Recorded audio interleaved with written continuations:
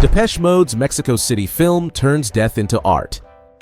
Dead air between songs can reveal everything. Those moments when 200,000 voices pause, when the stadium holds its breath, that's where Depeche Mode M finds its power. This isn't your typical concert film documenting 3 sold-out shows at Mexico City's Foro Sol Stadium. Director Fernando Frías weaves Depeche Mode's September 2023 performances through Mexican death traditions, creating something that feels more like cultural archaeology than backstage footage.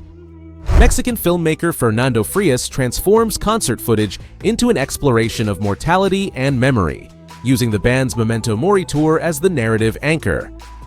The film blends electrifying live performances with interpretive segments on how Mexican culture approaches death, a match for an album wrestling with mortality. Frías's vision goes deeper, finding universal themes in specific cultural practices. Dave Gahan describes the project as about the deep connection between music, culture, and people, and after premiering at 2025's Tribeca Film Festival, it hits global theaters and IMAX screens on October 28th. First major tour since Andy Fletcher's 2022 death adds emotional weight that runs deeper than typical rock documentary territory.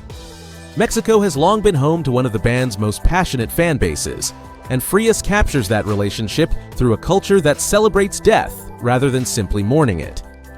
The result transforms grief into something more complex and healing. IMAX release strategy signals confidence in crossover appeal beyond the core fan base. Think Summer of Soul rather than a typical band cash grab.